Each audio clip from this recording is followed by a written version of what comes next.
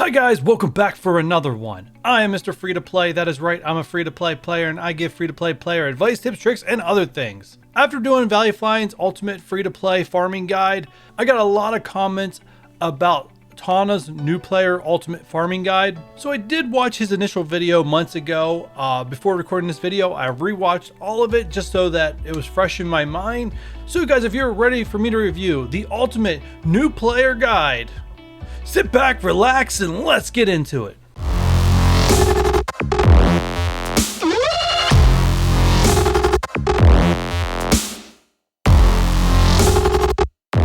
First off, I like to say I believe Tauna is a very creative Marvel Strike Force content creator. I think he really tries to think outside the box a lot, and quite often he strikes gold with something that no other content creator saw and puts it out there that's can be adapted. I believe his farming guide got a lot of mixed reviews. When I first watched it, I was like, I just don't know where this makes sense. After rewatching it and listening to him explain it, I think I'm more on board that he might be on to something, and I'm gonna explain why in this video, because I had to do a lot of research before making this video after watching this one for a second time, just to see if it holds up or if I could poke holes in this farming guide. So guys, let's start with his phase 1. So as most of you guys are aware of right now, he does recommend going after aim first. There are some issues with that, but I also got to explain there are ways around that. Arena Store, he says go after Heimdall first and going after aim researcher first. So for his first 3 phases when it comes to the raid store and the blitz store, he's saying just open the orbs. I've been saying that for a long time, and he even gives a really good example of why you should just open orbs, which I'm going to touch on. And then the war store, he says go and unlock Sif and Graviton, but farm Sif after that. So when he's saying unlock, he means just spend to unlock the character, don't keep going. So you want to unlock Heimdall and then go after researcher and keep farming research until he's 6 stars. Same thing with all these characters, you want to keep farming them until they're 6. This is what he's saying. I'm going to explain a little further here in a second. And then the same thing here, you want to unlock Sif, unlock Graviton, farm Sif. Now I am going to deep dive into this aim situation and break it down for you guys, but for right now I need to hit on a few other points. So he's mainly just focused on getting Shuri, a Visible Woman, Phoenix, and Black Bolt. Now he made this video before Ebony Maw and what is needed for Ebony Maw was released. So I can't hold that against him, right? It didn't exist then. And I don't know if he's updated anything. If he has, please let me know. I'll go and check that out. Now right now in the game, if you can beeline for Black Bolt, Phoenix, you probably want to do so. And actually Shuri and Invisible Woman are highly up there too. I think they just lost some steam with Ebony Maw getting released, but they're still very valuable characters. Star-Lord and Nick Fury, not so much. You could probably skip those 2 characters and be perfectly fine in the game. A lot of people say go Star-Lord for Dark Dimension 2. I would argue that there's been so many meta characters that have been released since Dark Dimension 2 was implemented that I don't think Star-Lord's an absolute necessary anymore for Dark Dimension 2. And I believe Tauna, even in his video, said you can probably run it with Dad's Guardians, and he probably is not wrong. And I said in my last review, Star-Lord has really fallen off, mainly because of his focus and not being able to apply a special. If they would boost his focus, just give him a boost to his focus, it probably would make him more viable again, where I'd be more high up on him, but I really am losing steam. And Nick Fury, quite honestly, if you don't get him, you're probably not missing out on much. Other than him being on a Great War team, he's past his prime in this game without a rework. But anyways, let's get back to this phase 1. So before I go into the aim thing, the orb situation, Raid and Blitz Store, he made a really great point in this video. Now, if you just open your Raid orbs and Blitz orbs, you're gonna get Star-Lord, mainly because there are 5 characters in those orbs that can unlock Star-Lord. And those characters are, in the Blitz Store, Gamora, Mantis, and Ravager Boomer. In the Raid Store, you get Rocket and Ravager Stitcher. They're your 5 to unlock Star-Lord. The Ravagers are not that great. We all hope one day they get a rework. Right now they don't. But ultimately, you actually don't need to farm any character nodes to unlock Star-Lord, which is a huge benefit. Now, he does have in phase 2 to unlock Groot, but I'm not sure his actual thought process behind actually doing that, if that is a backup plan. I don't recall him saying anything about it off the top of my head, but you literally can get your 5 characters unlock Star-Lord in the Raid and Blitz Store just opening up orbs. Now, I think we need to talk about this aim situation, and I don't really need to talk about later stuff in this guide as much as I need to talk about this aim thing. So this seems like a far stretch, right? Now, my problem with aim is that if a lot of people go defenders, and so you're up against a lot of defenders, you can still win playing against defenders, but the problem is that people are going to be able to easily clear you using their defenders against your aim team if that's what you're using for arena. You're going to get picked on, you're going to get wiped back, and your 5 attacks is never going to make up the ground those defenders are picking on you on. Now, if people switch off defenders, you have a shot of really tearing things up there in the beginning, but that's the first thing. So the second thing is that the first two he has on there, Aim Assaulter and Aim Security. Aim Assaulter is in the Heroes campaign. You can get him fairly early in that campaign.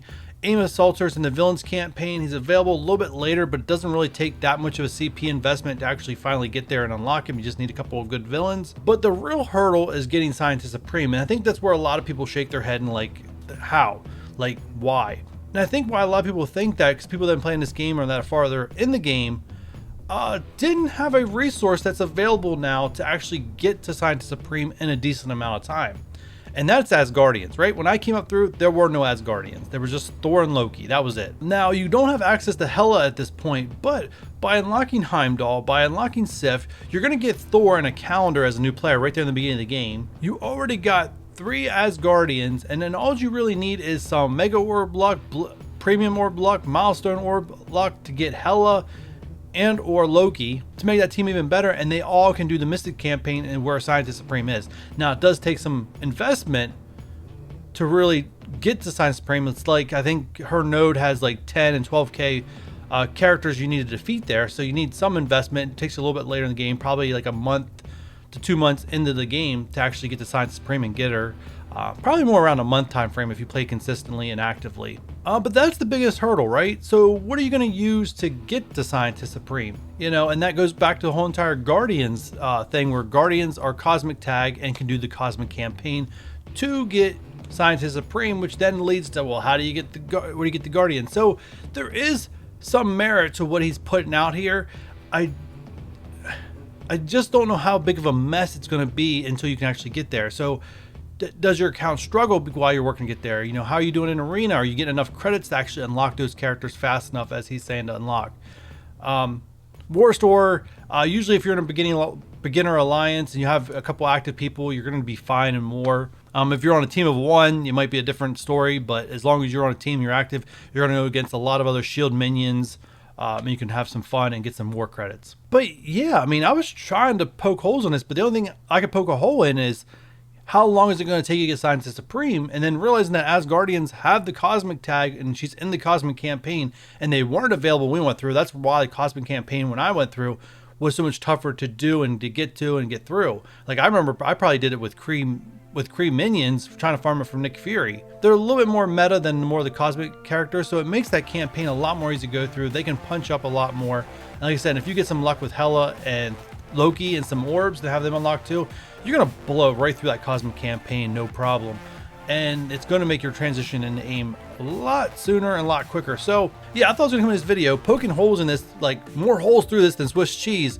And it turns out, just doing some research like that, there is some merit behind what he's saying. And that was shocking to me. Like I said, I wanted to disprove it, but you really can't. The only thing I can say is that there is a hurdle to get to these characters. Like I said, and I don't think you need a beeline for Star-Lord or Nick Fury, right? I think whenever you lock them, you unlock them. I don't think you have to hurry for them. I believe you want to focus.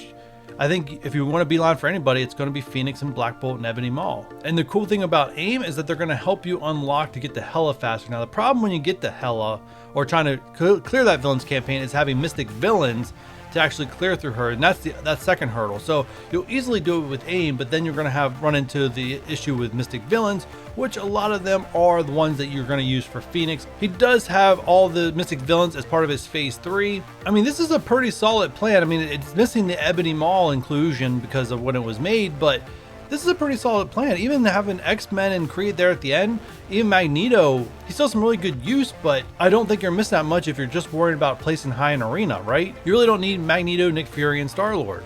I mean, one of the downfalls of this guide is that your very first farm of characters is actually not going to lead to unlocking a legendary. AIM's not going to unlock any legendary.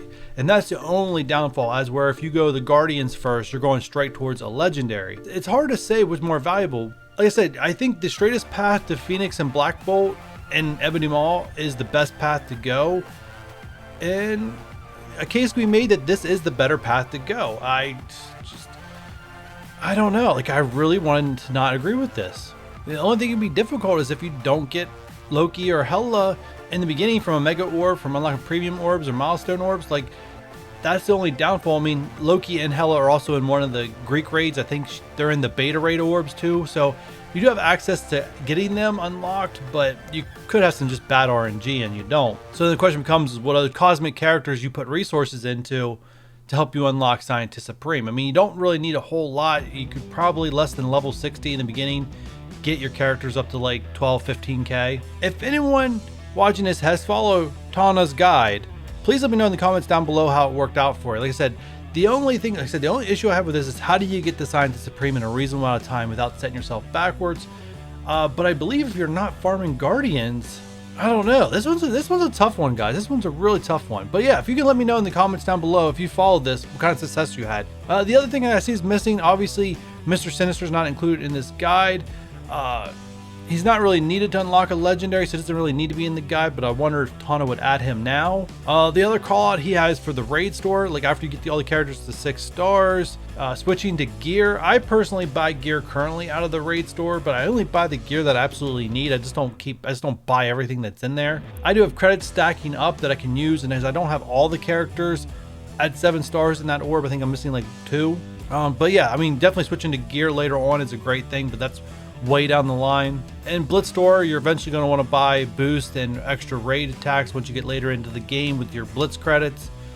So that will start changing for you. But yeah, so where I'm going to leave it, guys. Yeah, I really thought I was not going to like this. I really thought I wasn't going to like this. It's not bad. It's really not that bad. I think it got a lot of, I think it's because it's just shock value, right? I think when Tauna released this, it was just a lot of shock value, and I think it's why I got a lot of pushback without actually taking the time to research, like, what would it actually take to get this. But yeah, guys, this is where I'm going to end this one. I appreciate you checking this one out. If you guys have any other guides or anything you'd like me to review, please let me know in the comments down below, or let me know on my Discord. A link to my Discord is in the description if you guys would like to join that community. So if you guys want to do me a huge favor, hit that like button. If you're new here or have not done so already, hit that subscribe button. If you don't want to miss the videos like this one, hit that notification bell to know when videos go live. And with all that said, guys, I'll catch you on the next one. Bye.